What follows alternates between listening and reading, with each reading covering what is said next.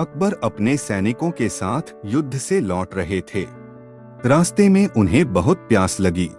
गर्मी बहुत ज्यादा थी और सैनिक भी थक चुके थे। अचानक उन्हें एक छोटे से गांव के पास एक कुआं दिखाई दिया। सभी सैनिक खुशी से कुएं की तरफ दौड़े, लेकिन वहां पहुंचकर उन्हें निराशा हुई।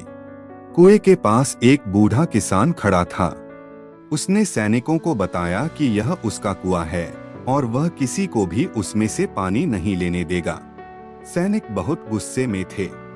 वे कहने लगे कि उन्हें प्यास से मरने दिया जा रहा है, लेकिन किसान अपनी बात पर अड़ा रहा। वह कहता रहा कि यह उसका निजी कुआं है और वह किसी को भी पानी नहीं देगा। अकबर को यह सब देखकर बहुत बुरा लगा। उन्हें पता था कि सैनिकों को पानी की सख्त जरूरत है, लेकिन वे किसान को भी मजबूर नहीं करना चाहते थे। इसलिए उन्होंने बीरबल को बुलाया और उनसे इस समस्या को सुलझाने के लिए कहा। बीरबल ने किसान को ध्यान से देखा। फिर उन्होंने मुस्कुराते हुए कहा, बाबा, आप बिल्कुल सही कह रहे हैं। यह आपका कुआं है और आप किसी को भी पानी नहीं देने के लिए बाध्य नहीं हैं। लेकिन क्या आप हमें थोड़ी सी जमीन खोदने की इजाजत देंगे? किसान थोड़ा चौंक गया। उसने पूछा, जमीन क्यों खोदनी है? आप तो पानी चाहते थे ना? बीरबल ने कहा, जी हाँ बाबा, हम जमीन खोदकर देखेंगे कि कहीं नीचे और पानी मिलता है या नहीं। अगर हमें पानी मिल गया तो हम आपका पानी नहीं लेंगे, लेकिन अगर हमें पानी नहीं मिला तो शायद आप हमें आपके कुएं से थोड़ा पानी दे देंगे। किसान को बीरबल की बात समझ में आ गई। उसने सोचा कि अगर सैनिकों को जमीन खोदने से भी पानी नहीं मिला तो उन्हें थोड़ा पानी देने में कोई हर्ज नहीं है। इसलिए उसने उन्हें जमीन खोदने की इजाजत दे दी। सैनिकों ने थोड़ी देर जमीन खोदी। कुछ ही देर में उनके कुदाल एक चट्टान से टकराई। उन्हें वहां से पानी नहीं मिला। यह देखकर किसान को तरस आ गया। वह समझ गया कि सैनिक वाकई में बहुत प्यासे हैं। इसलिए उसने अपना मन बदल लिया और सैनिकों को अपने कुएं से भरपूर पानी लेने दिया। अकबर बीरबल की सूझबूझ से बहुत खुश हुए। उन्होंने बीरबल की तारीफ की और किसान को भी धन्यवाद दिया। इस कहानी से पता चलता है कि समस्या को सुलझाने के लिए कभी कभी थोड़ा अलग तरीके से सोचना जरूरी होता है। हमें दूसरों की बातों को ध्यान से सुनना चाहिए और फिर ही कोई फैसला लेना चाहिए। एक दिन अकबर को एक विदेशी राजा से भव्य उपहार मिले। उस उपहार में सोने के आभूषण, रेशमी कपड़े और हीरे जवाहरात शामिल थे। अकबर इन उपहारों को पाकर बहुत खुश हुए। उन्होंने दरबार में सभी को ये उपहार दिखाए। दरबार में मौजूद सभी दरबारी उपहारों की तारीफ कर रहे थे। बीरबल भी वहीं बैठे थे, लेकिन उनके चेहरे पर कोई खास भाव नहीं था। अकबर ने यह देखा और बीरबल से पूछा, बीरबल, तुम इन शानदार उपहारों के बारे में क्या सोचते हो? बीरबल ने जवाब दिया, हुजूर, ये उपहार वाकई बहुत खूबसूरत है, लेकिन मुझे लगता है कि जल्द ही आप इनसे ऊब जाएंगे।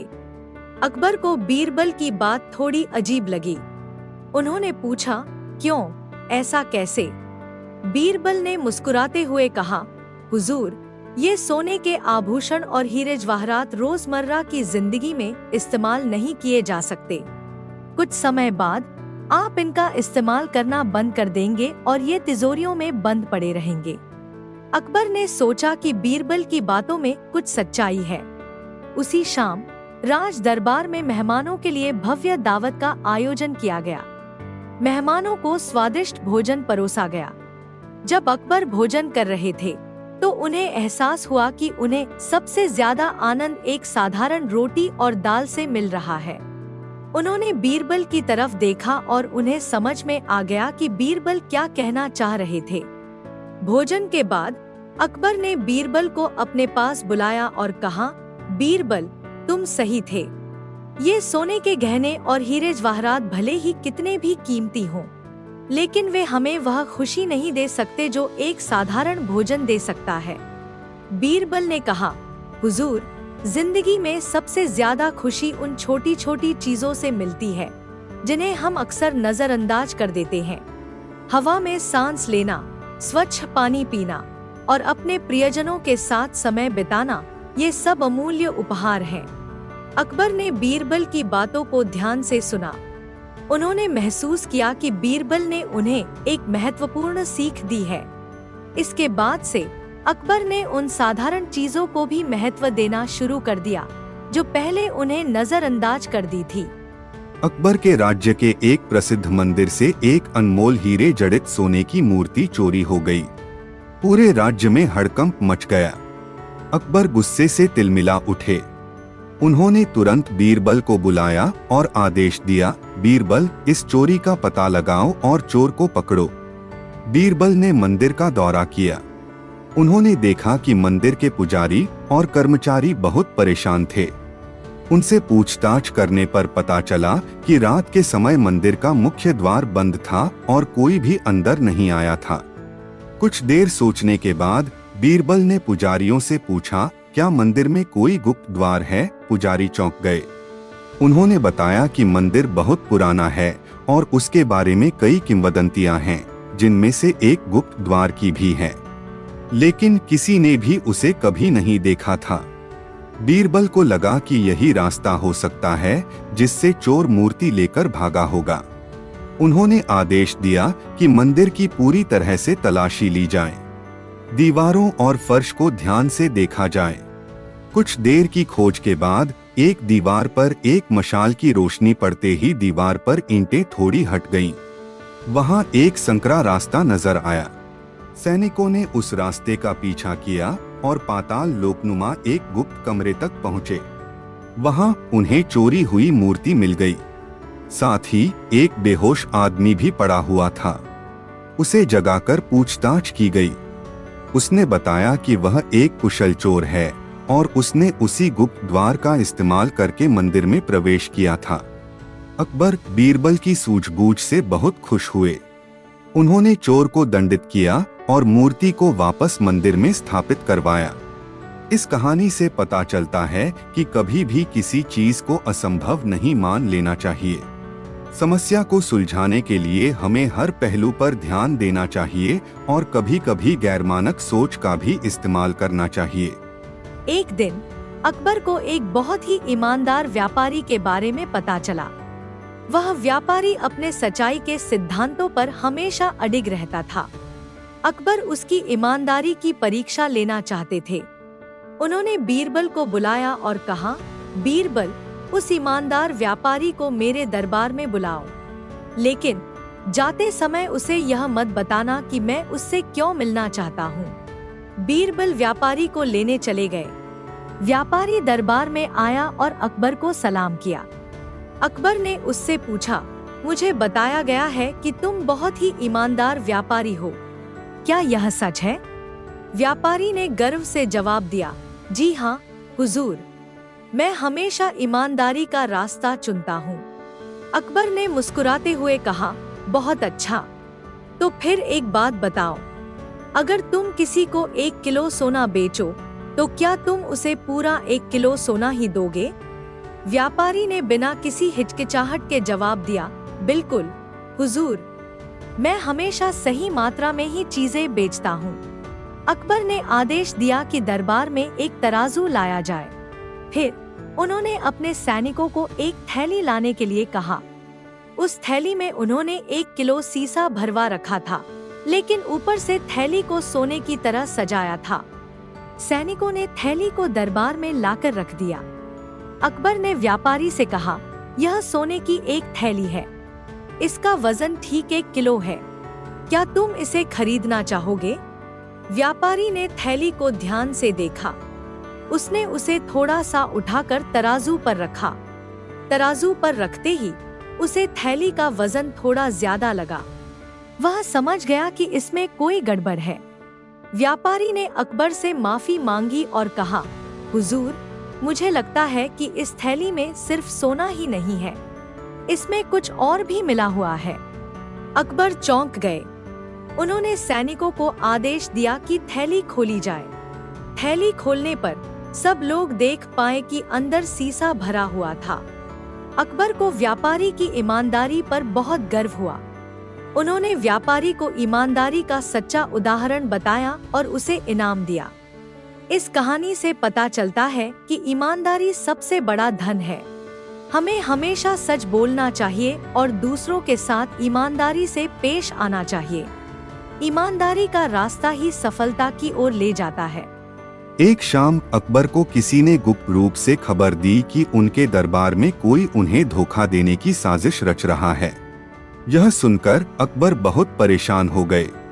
उन्हें समझ नहीं आ रहा था कि उनका अपना कौन सा दरबारी उनका साथ छोड़ सकता है। अगले दिन दरबार में अजीब सी खामोशी थी। सभी दरबारी अकबर को कोसने से डर रहे थे। अकबर ने बीरबल को बुलाया और उन्हें बताया कि उन्हें शक है कि कोई उन्हें जहर देने की कोशिश कर रहा है। बीरबल ने सोचने का नाटक किया। फिर उन्होंने अकबर से कहा, हुजूर, घबराने की कोई बात नहीं है। हम इस साजिश को नाकाम कर देंगे, लेकिन इसके लिए हमें एक नाटक रचना होगा। अकबर सहमत हो गए। बीरबल ने आदेश दिया कि राज्य के सबसे कुशल जहर बनाने वाले वैद्य को दरबार में बुलाया जाए। वैद्य दरबार में आया और अकबर को सलाम किया। बीरबल ने वैद्य से कहा, हुजूर को किसी ने जहर देने की धमकी दी है। क्या आपके पास कोई ऐसा तेज जहर है जो तुरंत असर करे? वैद्य घबरा गया। वह समझ गया कि अकबर को किसी ने फंसाने की कोशिश की है, लेकिन वह कुछ बोल नहीं पा रहा था। डर के कारण उसने हामी भर दी। बीरबल ने वैद्य को एक थाली थमाई और उसमें रखे गए प्याले को जहर से भरने का आदेश दिया। वैद्य ने थरथरते हाथों से प्याले में जहर भर दिया। बीरबल ने प्याला लेकर अकबर के पास गए। उन्होंने कहा, हुजूर, यह जहर इतना तेज है कि इसे पीते ही इंसान की मौत हो जाएगी। लेकिन अगर कोई बेगुनाह इस जहर को पी लेता है तो उस पर कोई असर नहीं होगा। बीरबल की बात सुनकर सभी दरबारी चौंक गए। अकबर ने भी बीरबल की तरफ सवालिया निगाहों से देखा। फिर बीरबल ने वैद्य की तरफ रुख किया और कहा, आप इतने कुशल वैद्य हैं, तो सबसे पहले आप इस जहर को पीकर हमें अपना कौशल दिखाएं। अगर आप बेगुनाह हैं तो आपको कुछ नहीं होगा। यह सुनकर वैद्य का सारा पाप तले निकल गया। वह घबराकर अकबर के सामने सच उगलने लगा।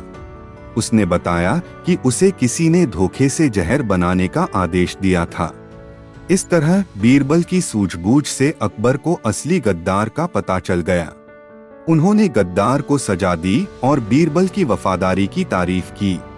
इस कहानी से पता चलता है कि मुश्किल परिस्थिति में भी हमें शांत रहकर सूझबूझ से काम लेना चाहिए। अपने सबसे करीबी लोगों पर भी जल्दबाजी में शक नहीं करना चाहिए। अकबर के राज्य में एक बहुत बड़ा इलाका बंजर था। वहाँ सालों से कोई भी फसल नहीं उगा पाती थी। अकबर इस समस्या से बहुत परेशान थे। उन्होंने राज्य के सभी विद्वानों और किसानों को बुलाकर सलाह मांगी, लेकिन कोई भी इसका समाधान नहीं निकाल पाया।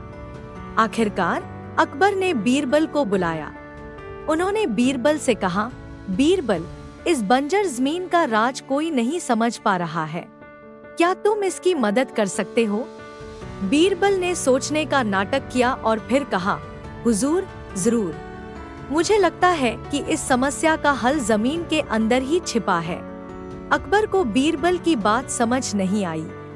उन्होंने पूछा, तुम्हारा मतलब? बीरबल ने मुस्कुराते हुए कहा, हुजूर, आप मुझे कुछ मजदूरों और कुछ बैलों का इंतजाम दीजिए। मैं कुछ दिनों में इस समस्या का हल निकाल लूंगा। अकबर ने बीरबल को वह सब कुछ दिलवा दिया जो उन्होंने मांगा था। बीरबल मजदूरों और बैलों को लेकर बंजर जमीन पर पहुंचे। वहां उन्होंने मजदूरों को आदेश दिया कि वे जमीन को गहरी गहरी खोदें। कुछ दिनों की मेहनत के बाद मजदूरों को जमीन के अंदर से सख्त चट्टानें मिली। बीरबल ने उन चट्टानों को हटाने का आदेश दिया। चट्टानों के नीचे उन्हें मीठे पानी का एक झरना मिला। बीरबल बहुत खुश हुए। उन्होंने उसी जगह पर एक कुआं बनवाया और उससे खेतों को सींचने का इंतजाम किया। कुछ ही समय में बंजर जमीन हरी भरी हो गई और वहां लहलहाती फसलें उगने लगी। यह देखकर अकबर दंग रह गए। उन्होंने बीरबल से पूछा, बीरबल, तुमने यह कैसे किया? बीरबल ने जवाब दिया, हुजूर, जमीन के अंदर का राज वही मीठा पानी था। पौधों को सिर्फ उपजाऊ जमीन ही नहीं, बल्कि पानी की भी जरूरत होती है। उस मीठे पानी की वजह से ही ये जमीन बंजर हो गई थी। चट्टानों ने पानी को जमीन तक पहुंचने नहीं दिया था। उन्हें हटाने के बाद जमीन उपजाऊ बन गई।